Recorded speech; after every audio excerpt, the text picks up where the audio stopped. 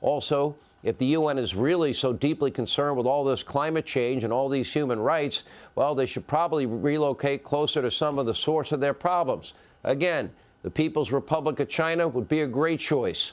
Unfortunately, the UN is here to stay under Biden. He values the global community far more than we, the American people. This is America last on steroids.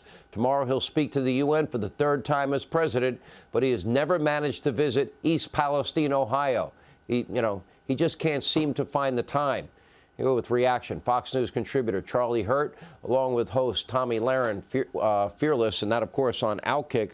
Tomi, let me start with you. 34% of voters think Biden, only 34% think he'd complete a second term if reelected. 72% of Americans believe he's not physically fit enough to be president. Obviously, people are also referring to his horrific cognitive state.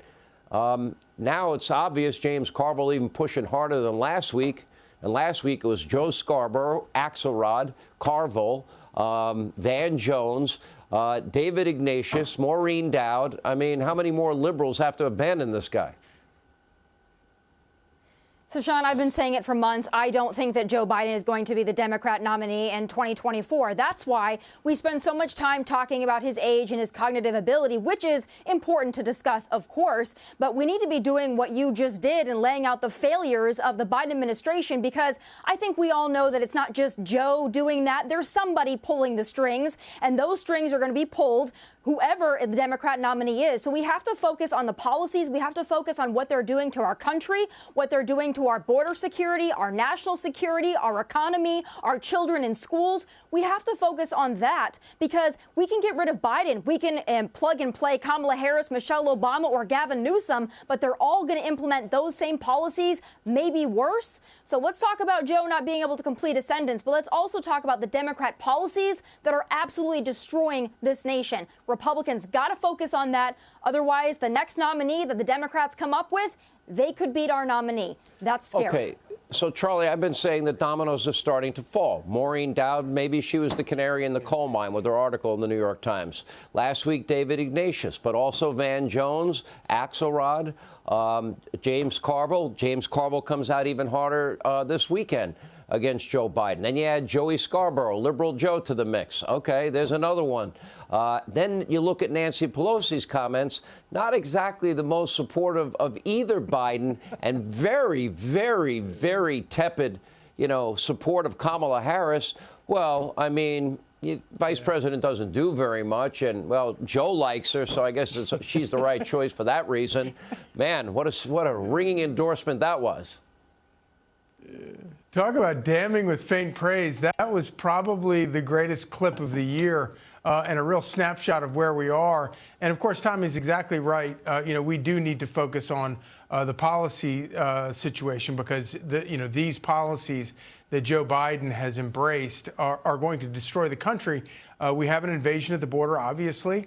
The Biden administration, it's not that they don't care about it, it's that they are encouraging it and they want it. And I think the Democrats want it. The problem is their voters don't want it, which is a plus for those of us who want to save the country, because I think a lot of Democrats would be open to the idea of going with somebody like Donald Trump or anybody else other than what they see right now on the TV screens.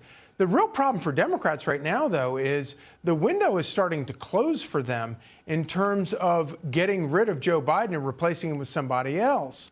And why don't you explain that, Charlie? Go into more detail on that, because this wouldn't. You're right. Their calendar is very different than the Republicans. In a matter of months. Yeah, so in a matter of months, we're going to start looking. We're going to be looking at a situation where Democrats are not going to be able to put somebody else on the ballot if Joe Biden insists for the next 2 or 3 months that he's still going to run.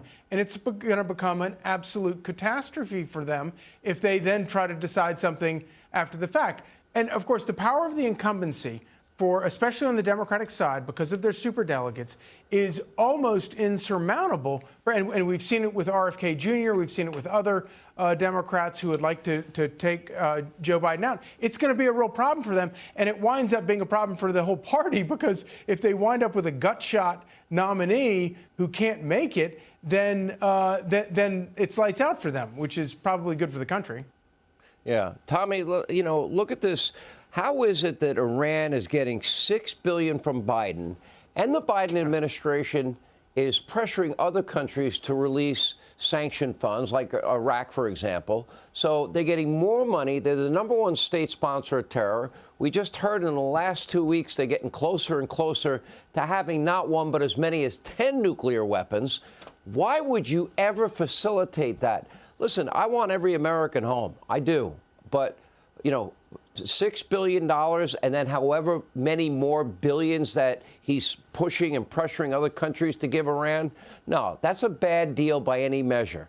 So why did he do it? And why isn't there any criticism? Well, yeah, with this, you're just putting a price tag on future American hostages, which is the problem. That's why we don't negotiate with terrorists. That's why we don't pay for ransom payments for hostages. We should have never done that. How you justify giving $6 billion or unfreezing $6 billion to Iran with really no strings attached, I'm not sure. But let's also keep in mind, there's a lot of evil in the world that doesn't like the United States of America, doesn't like our way of life. And unfortunately, Sean, we have opened our southern border and said, hey, world that doesn't like us, come on in. We're not going to check you. We're not going to document you. We're not going to vet you. We'll get you a hotel room, a bus ticket, a plane ticket. We'll let you do whatever you please. So the American people, they might see things like Iran and giving money to Iran, and that might seem really abstract to them. But what should not be abstract is the fact that you have countries all over the world coming through our wide open border, 10 million plus. To give some perspective to that, my home state of South Dakota is less than 1 million. That's over 10 South Dakotas we've let in, and there's no end in sight. There's evil in the world, but there's evil coming through our southern border as well, and we're not doing anything about it. That's a great point. And Charlie, look, every single issue that I can name here, if we're looking at our borders, the price of energy, law and order, safety and security, foreign policy, maybe the better way to put it is tell me one thing, one policy is implemented that has made our lives better. In what one way are we better off than we were, 3 years ago? There is not one single area that you can point to. And really, honestly, this is the Democrat agenda. This is what the Democrat Party has become over the last 5 or 6 years. And, and again, the good thing is that Democrat voters don't want it. Obviously, you've got a very powerful leadership in the Democrat Party that is forcing voters to go along with this nonsense. But it's a tremendous opportunity for Republicans and conservatives to reach out to these voters and appeal to them the way Donald Trump did in 2016 and the way Donald Trump is going to do again in 2024 by appealing to these voters who aren't Democrat voters who aren't down with this nonsense and they want to salvage their country. And then we got on top of it, Tommy, the bribery and money laundering scandal allegations that are hanging over the Bidens.